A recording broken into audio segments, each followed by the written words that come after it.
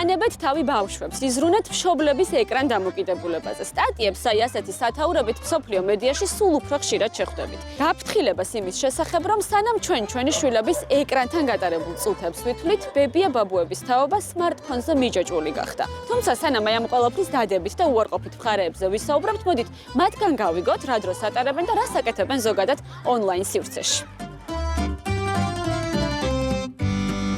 Smartphone-ი გაქვთ თუ ძველი თაობის ტელეფონი გაქვთ? Smartphone. ყველაზე ხშირად ტელეფონში რას საქმიანობთ ხოლმე და რას აკეთებთ? ახალი ამბები, თამაშები, სხვა არაფერი. რას თამაშობთ ხოლმე? მაჯონგი. შეგიძლიათ რომ გვაჩვენოთ? აბა ვნახოთ. თუმ twin-ისთვის არის კაი. თქვენ რა ტელეფონი გაქვთ? iPhone-ი მაქვს. ყველაზე ხშირად რას აკეთებთ ხოლმე ტელეფონში? მე ძირითადად უსმენ ხოლმე მუსიკებს. მუსიკები უფრო მაინტერესებს. თუ შეგიძლიათ რომ გვაჩვენოთ თქვათ ბოლოს ტელეფონში ან რას უყურეთ ან რა გააზიარეთ ან უბრალოდ ახალია იმას ავიკითხავ ხოლმე. Facebook-ში ხო? ხო, Facebook-ში. აი ამას უყურებ ხოლმე ხშირად და პოლიტიკურ ამბებს. და გაზიარებით რას აზიარებთ ხოლმე თქვენს პირად გვერდზე? არაფერს. ჩემი შვილები საყვედურები ხოლმე. რა გააზიარეო? ხო, ხან ვის რას უგზავნი თურმე ხან ვის არ ვიცოდი მე და. აი ინტერნეტში რომ შედიხართ ხოლმე, რა სათვალიერია? ხოლმე საინტერესო რაღაცებს, ექიმების რჩევებს. დიახ. ვინ გასწავლათ ტელეფონის გამოყენება შვილებმა, შვილმა. შვილიშვილმა? კი. აი ინტერნეტს როცა იყენებთ, რას უყურებთ ყველაზე ხშირად ინტერნეტში? უყურებ ყველაფერს, რაც Facebook-ზე დევს. საინტერესო სიახლეებს, ტექნოლოგიურ ახალ ტექნოლოგიებს. Facebook-ის თუ TikTok-ის საათობით სკროლვა. Messenger-ში გაგზავნილი დილა მშვიდობისა, მისალოცი ბარათების, ყავის ჭიქების ან ვარდების გიფები. ეს 60 წელს გადაცილებული ინტერნეტ მომხმარებლების ყოველდღიურობაა, რომლებიც ონლაინ სივრცეში სულ უფრო მეტ დროს ატარებენ.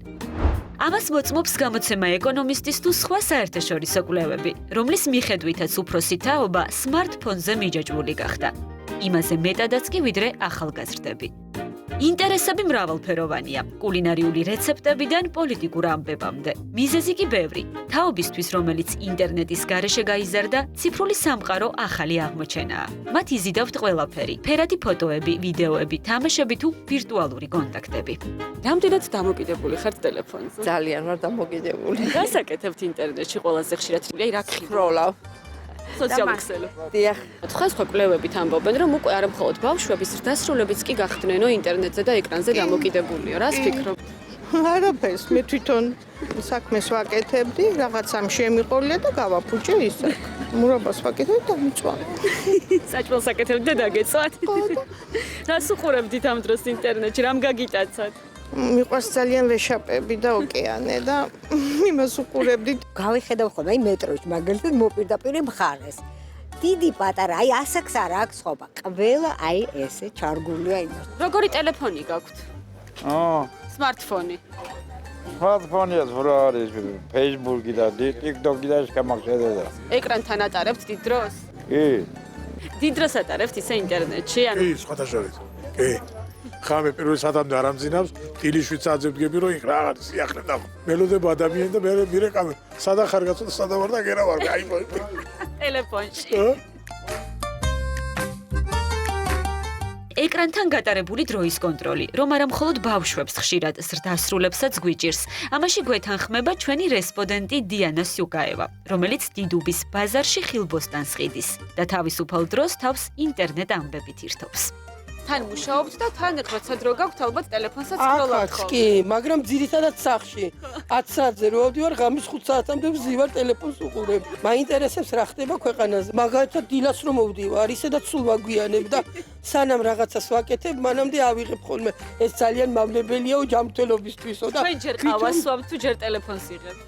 ხო და ჯერ ტელეფონს ვიღებდი, ახლა ჯერ ყავას სვავ, მერე ვიღებ ტელეფონს და აზიარებთ ხოლმე რაღაცებს? კი, რა თქმა უნდა. მე ვარ ჰოროსკოპით კირჩხიბი. ეს კირჩხიბზეა რა, ეს საექიმო სამკურნალო რაღაცეებია. რეცეპტებიც კი ყავთ? რეცეპტები, ხო, ეს ქართული სიმღერები, მიმღერე. და ყველაფერი. მიყვართ პროექტი მიმღერე? ძალიან გიждდები. საერთოდ ყველაფერი მიყვარს. ცეკვავენ ვარსკვლავებიც მიყვარს, იმედის პროექტები მიყვარს ძალიან. კვლევების მიხედვით 60 წელს გადაცილებული ადამიანები 7-ჯერ უფრო ხშირად აზიარებენ ყალბამბებს, ვიდრე ახალგაზრდები, რადგან ტექნოლოგიური გამოცდილების ნაკლებობის გამო უჭირთ ხელოვნური ინტელექტით შექმნილი ვიდეოების რეალობისგან გარჩევა, რითიც უნებლიეთ ხელს დეზინფორმაციის გავრცელებას უწყობენ. ექსპერტების თქმით, ამას თავისი მიზეზი აქვს. ეგრეთ წოდებული ბეიბი ბუმერები გაიზარდნენ სამყაროში, სადაც ამდენი ურთიერთგამომრიცხავი ინფორმაციის ნაკადი არ არსებობდა. სტატისტიკურად კი ცნობილია, რომ ხანდაზმულები ყველაზე ხშირად ხდებიან კიბერთაღლითების სამიზნეები. მათ სთავაზობენ არარეალურ საჩუქრებს, ცრუ მოგებას ან სასწაულმოქმედ წამალს, რითიც პირად ინფორმაციას და თანხას სწავლავენ. ბოლო დროს ძალიან ხშირად მომდის, რომ რაღაცა საჩუქარი მივიღე. მეშინია კიდეც რა და არაფერ ზედმეც არ ვაჭერ ხოლმე ხელს. ხშირად, მაგრამ ახლა ფეიკებს თუ არ უნდა დაუჯერო, ხო? ძალიან ხშირად პენსიონერებს, მაგალითად ქალბატონებს მოძით იმეილი, რომ ის ვიღაც ახალგაზრდა 45-50 წლის კაცს შეუყვარდა. ის კაცი როგორც წესი მდიდარია და ამ ხალხს ჯერათ იწყება კომუნიკაცია, მერე ეს კაცი უკვე ძალავს თანხას. ბევრი სქემები არის, მე ძალიან ბევრი ისტორია ვიცი. კიბერექსპერტები გვაფრთხილებენ, რომ მშობლების ციფრული უსაფრთხოება არანაკლებ მნიშვნელოვანია ვიდრე შვილების, რისთვისაც რამდენიმე მარტივ წესს გვასწავლიან. ჩაურთეთ მშობლებს ეგრეთ წოდებული ad-ბლოკერები, ანუ რეკლამის შემზღუდავი პროგრამები. გააუქმეთ საეჭვო გამოწერები, დაეხმარეთ ალგორითმის გაწმენდაში, დაულაიქეთ პოზიტიური შემეცნებითი ან მათთვის საინტერესო კონტენტი. ასწავლეთ წყაროს გადამოწმება და რაც მთავარია, აუხსენით, რომ არასდროს გადავიდნენ უცხობ მულებზე და არსად შეიყვანონ პირადი მონაცემები. არ უნდა ჯეროდეთ არარეალური საჩუქრეს. მეორე, იმათმა უნდა იცოდნენ, რა ტიპის ინფორმაცია არ უნდა გაავრცელონ ინტერნეტში. მაგალითად, თავიანთი პაროლები არ უნდა მისცენ არავის, საკრედიტო ბარათის ინფორმაცია არ უნდა გააზიარონ არანაირ შემთხვევაში.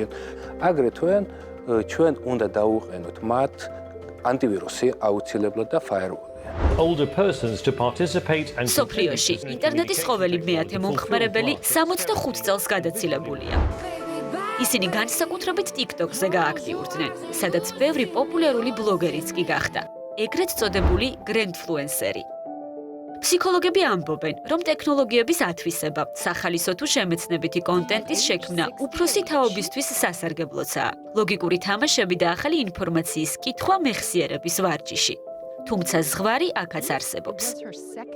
მუდმივმა სკროლვამ ან ეკრანებთან გატარებულმა გადაჭარბებულმა დრომ შესაძლოა პირიქით, ჯანმრთელობის პრობლემები გამოიწვიოს, გააძლიეროს მარტოობის განცდა და დააქვეითოს კოგნიტური ფუნქციები.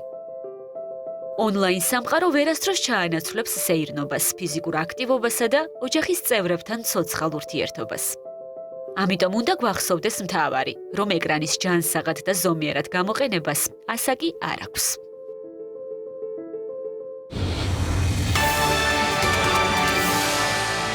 მე ყველაზე მეტად რაზები საკითხია ეს 60+ ასაკის დამოკიდებულება. გამეცინა რომ არ რამეს რო სხვას რო არ დავაჭირო ადამიანმა რომ რაღაცა რო არა ერთს რო არის იმაზე კი იმაზე გამეცინა ძალიან. კი ძალიან საყვარლები არიან და ძალიან კარგია. დოზირებული ყველაფერი კარგია. ყველაფერი კარგია.